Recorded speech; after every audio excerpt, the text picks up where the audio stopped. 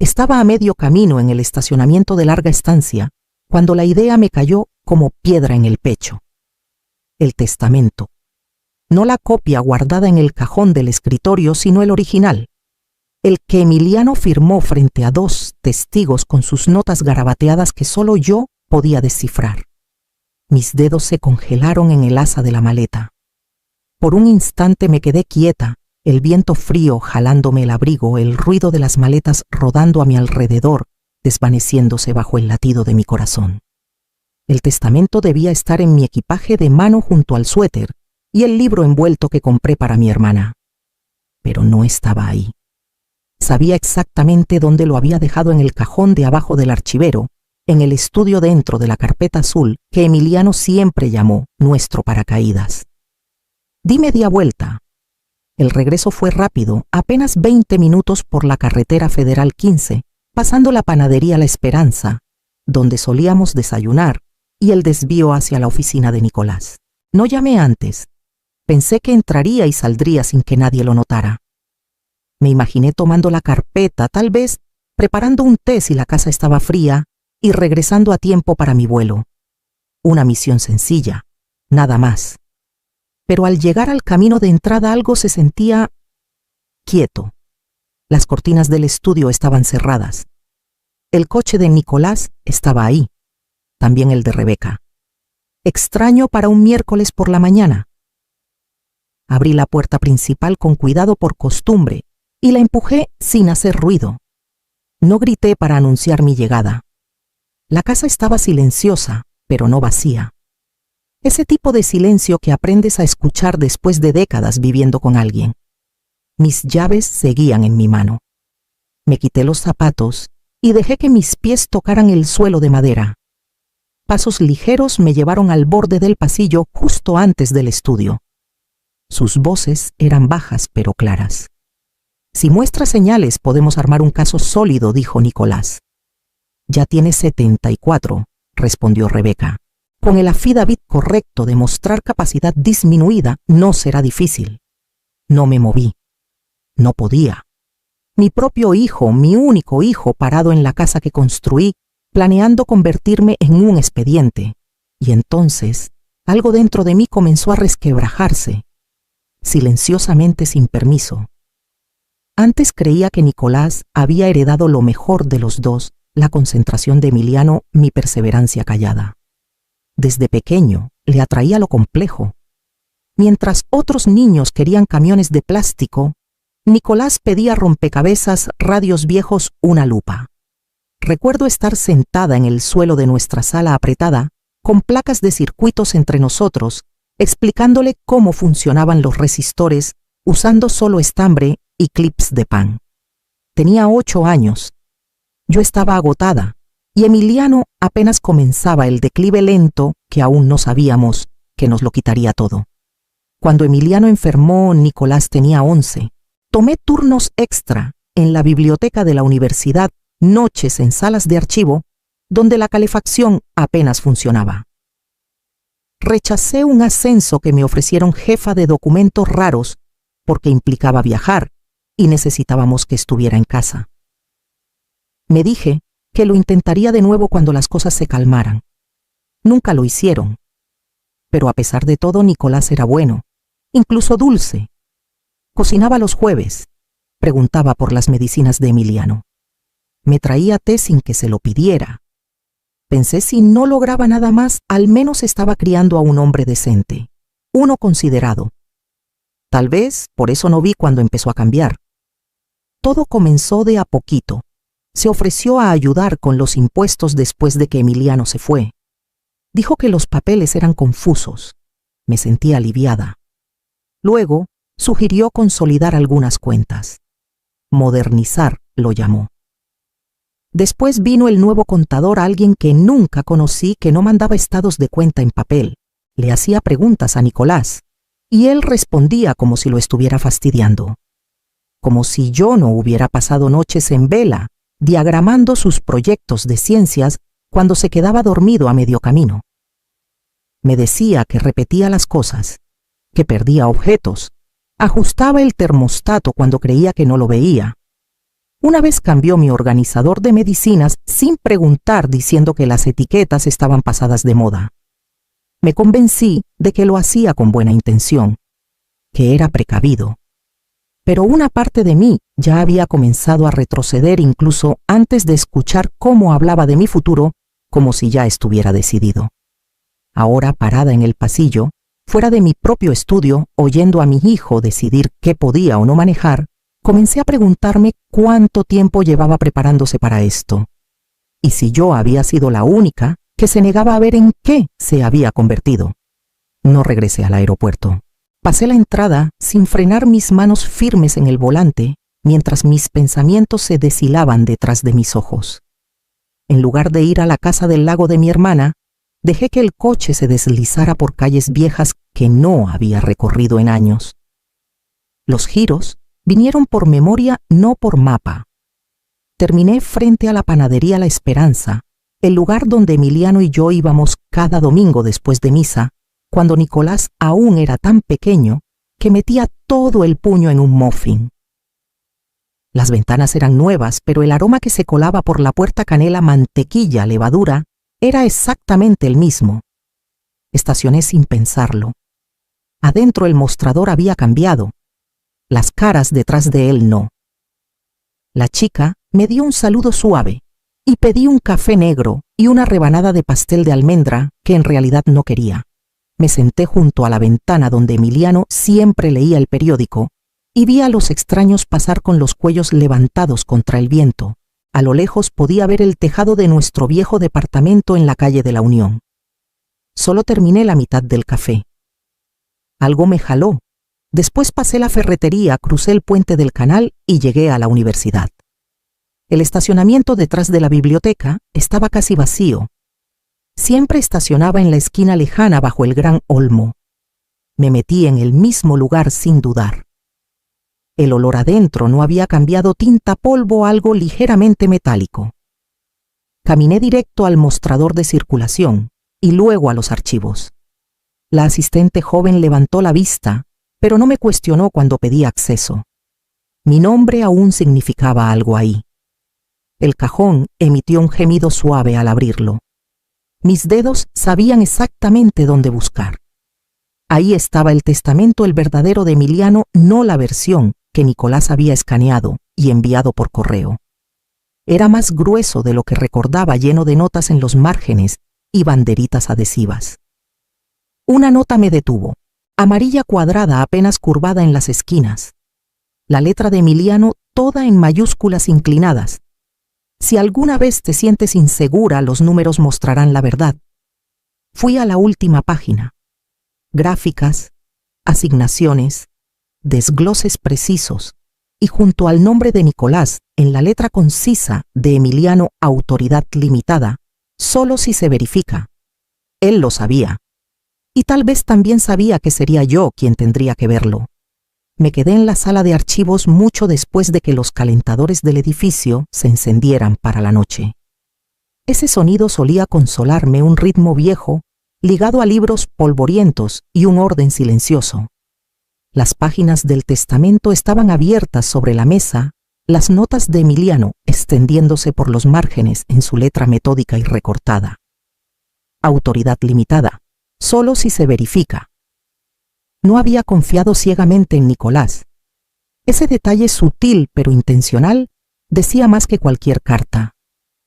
Mis manos se detuvieron sobre las páginas restantes. Cada activo estaba catalogado.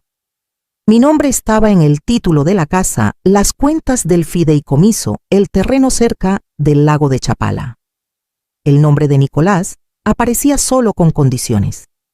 Saqué mi libreta y comencé a listar cada momento que recordaba en el que Nicolás había tomado decisiones en mi nombre sin consultarme, cambiar al contador, consolidar cuentas, configurar pagos automáticos para los impuestos. Luego hice una segunda lista de documentos que necesitaría. Registros médicos, estados de cuenta con mi letra en los márgenes, formularios de seguros firmados por mí, todo lo que apuntara a claridad, a competencia. No solo iba a protegerme, iba a demostrar punto por punto que nunca necesité protección en primer lugar. Ya era casi de noche cuando llegué a casa. No encendí las luces. No quería sentir que estaba iluminando algo para que alguien más lo evaluara. En la cocina silenciosa, encontré el número de Mariana Flores en la parte trasera de mi viejo Rolodex, detrás de una receta de pollo al limón.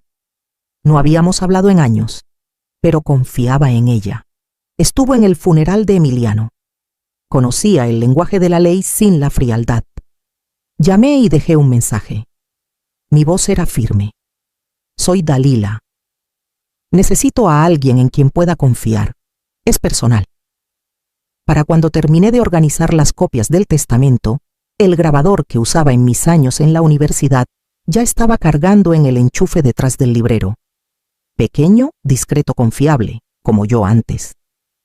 El teléfono vibró a las 9:12 de la noche.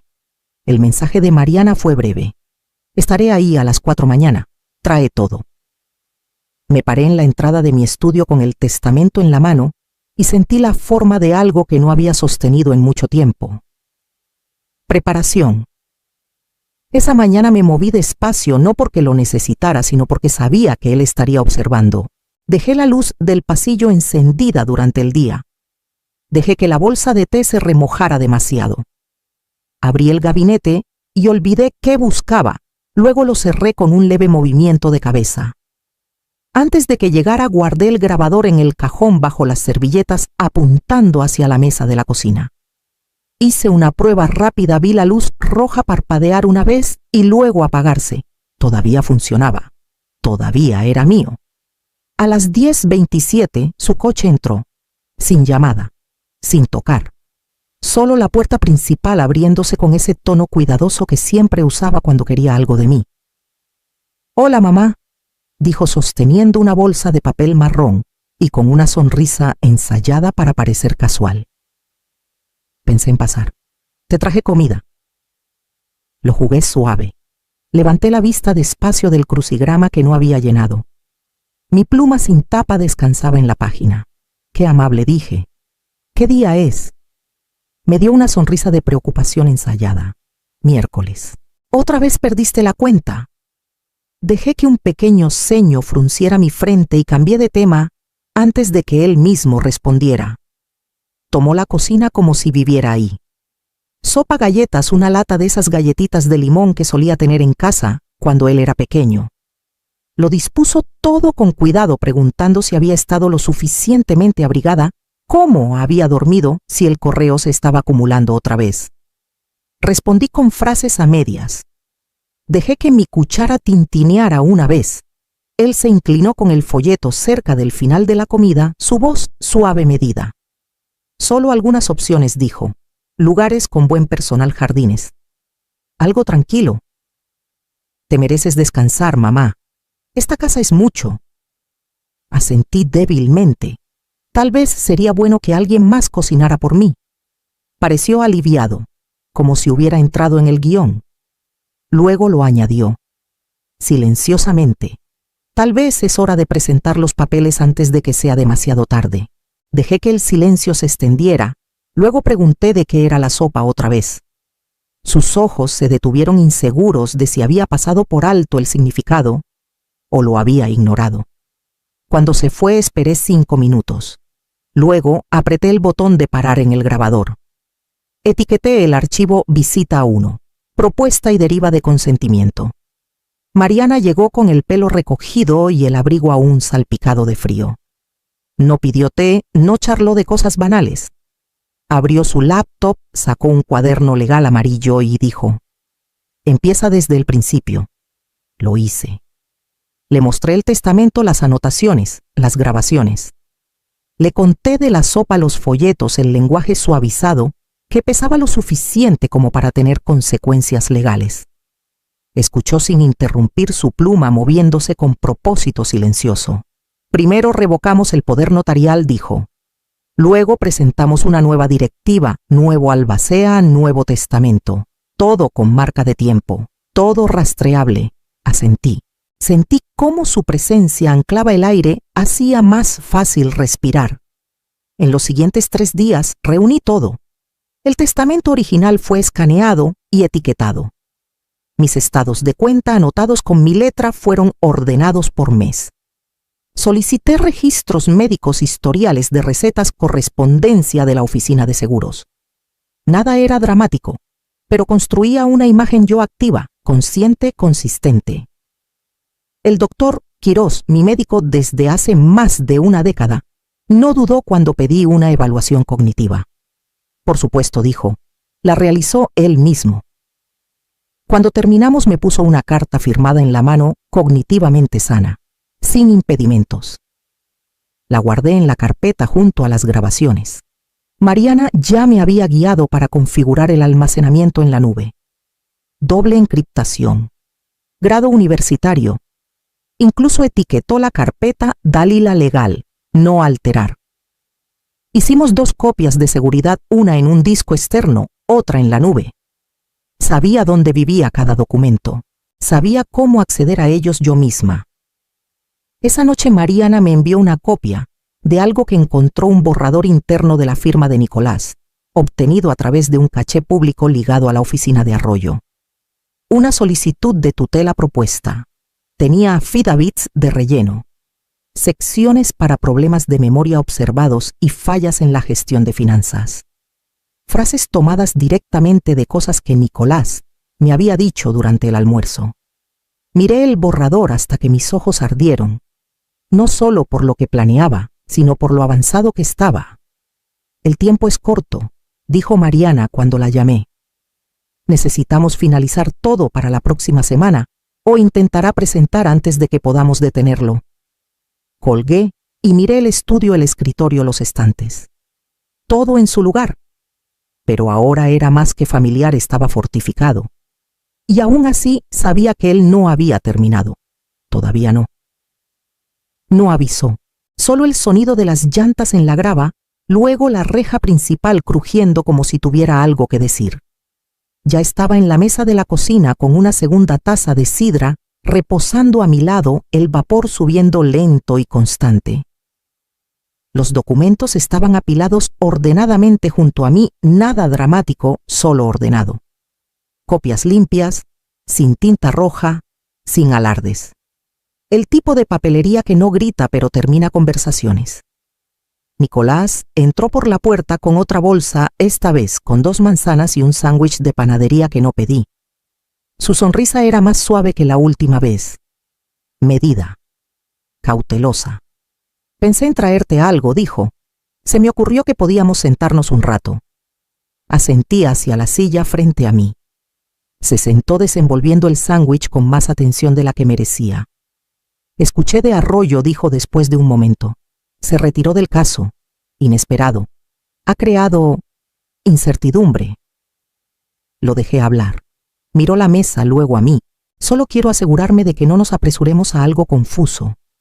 Los papeles pueden perderse, malinterpretarse. Podemos revisarlos juntos si quieres.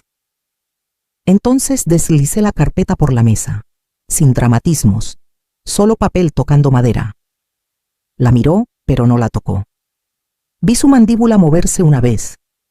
Aquí está el testamento actualizado, dije. La revocación firmada del poder notarial original. La carta del médico confirmando que estoy completamente lúcida. Y el affidavit notariado que dice lo mismo. No tocó las páginas, ni siquiera fingió hacerlo. Me recosté con las manos cruzadas en mi regazo. Sé lo que estoy haciendo, le dije. Siempre lo he sabido. Que no haya dicho algo antes no significa que no estuviera prestando atención. Solo significa que te estaba dando la oportunidad de parar. Me miró inmóvil. No todo silencio es debilidad, dije. Se levantó entonces despacio y puso el envoltorio del sándwich en la bolsa. Sus ojos se desviaron al pasillo detrás de mí buscando tal vez señales de que alguien más había ayudado. Pero la casa no reveló nada. No volvió a hablar. Solo se recompuso y salió la puerta cerrándose tras él con una suavidad que parecía ensayada. Cuando el sonido del motor se desvaneció por el camino, alcancé debajo de la mesa y apagué el grabador. Etiqueté el archivo Claridad. No se necesita defensa. Luego, abrí una libreta nueva y dejé espacio para lo que sabía que vendría después. Sofía llegó un jueves por la tarde con una mochila de lona al hombro y una bolsa de laptop gastada bajo el brazo. Entró por la puerta principal como si siempre hubiera pertenecido ahí, no con ruido ni disculpas, sino con la firmeza silenciosa de alguien criado entre libros, silencio y mujeres que lo recuerdan todo. No hablamos mucho la primera noche. Se instaló en la habitación de huéspedes, puso su equipo de escaneo en la mesa del comedor y preparó una olla de té de hierbabuena sin preguntar dónde estaba nada. La observé desde el pasillo mientras etiquetaba carpetas con una pluma de punta fina, sus dedos moviéndose como los míos solían hacerlo. Esa noche la escuché teclear hasta pasada la medianoche. No apresurada, no frenética, solo constante. El sonido me recordó a Emiliano trabajando en la vieja máquina de escribir, en el sótano teclas perforando pensamientos una palabra a la vez. Para el segundo día, había digitalizado la mitad de mis archivos legales. Todo respaldado 3 veces, etiquetado con códigos que solo nosotras entendíamos. Me mostró cómo verificar los registros de carga, cómo ejecutar auditorías de encriptación. Seguí cada paso. Lo recordé todo. La casa comenzó a cambiar. Ahora había movimiento, puertas abriéndose, tazas, chocando música flotando desde su habitación en olas suaves. Tarareaba sin darse cuenta. Limpiaba mostradores que no había notado que estaban polvorientos. Usaba mis tazas de té sin pedir permiso y doblaba los trapos de cocina con esquinas perfectas. Cuando preguntó si podía ayudar a archivar mis viejas libretas de los años en la biblioteca, se las entregué sin dudar. Las trató con cuidado, pero no con reverencia. Sabía que estaban hechas para usarse, no para guardarse. La tercera noche me paré en la ventana mientras ella hervía agua. Afuera el viento se enroscaba entre los árboles y la luz del porche parpadeó una vez antes de estabilizarse. Pensé en el silencio de hace apenas una semana, cómo se había asentado en la casa como una capa de polvo. Ahora había un ritmo otra vez. No el pasado, sino algo nuevo, algo vivo. Esto no es el final de mi historia, le dije mientras tomábamos el té, mi voz baja pero segura. Es el capítulo que escribo yo misma. No respondió, solo asintió y abrió el siguiente archivo en la cola, la pantalla brillando entre nosotras mientras la casa contenía el aliento. Escribí despacio esa mañana, la pluma deslizándose sobre la última página del diario que comencé la semana en que Emiliano se fue. Las líneas eran más precisas ahora, más deliberadas. Sin pensamientos dando vueltas, sin titubeos. Solo una oración clara como hueso, que hagas primero, luego, observa cómo cae. Dejé que la tinta se secara antes de cerrar el libro y guardarlo en el cajón junto a la carta de Emiliano, la que dejó metida entre folletos de viaje, doblada sin ceremonia, pero marcada con más cuidado que cualquier cosa que dijo en voz alta. Puse la llave en el bolsillo delantero de mi suéter donde podía sentir su forma. La casa estaba cálida. El calentador hizo un clic y luego se cayó. La luz del sol atrapó el borde del marco de fotos en la repisa Emiliano, con su saco de universitario Nicolás de niño, con tierra en la barbilla y ojos llenos de ideas. Ya no me estremecí al mirarlo, ya no. Sofía se había ido al campus por la mañana, su taza de té aún junto al fregadero, con una fina película de memoria adherida al borde. La enjuagué, la sequé y la dejé en el escurridor. El simple movimiento se sintió como un ritual. Caminé por cada habitación despacio, mis dedos rozando los respaldos de las sillas, los marcos de las puertas, los estantes. Las fotos estaban de nuevo donde pertenecían. El reloj sobre la chimenea marcaba un ritmo constante. Incluso la alfombra en la entrada había recuperado su forma. Llegué a la ventana principal y me quedé quieta viendo las hojas moverse bajo una brisa perezosa, el dorado girando sobre el verde. No había sonido más que la casa respirando. Y por primera vez en meses, cada respiración en ella sentía que me pertenecía.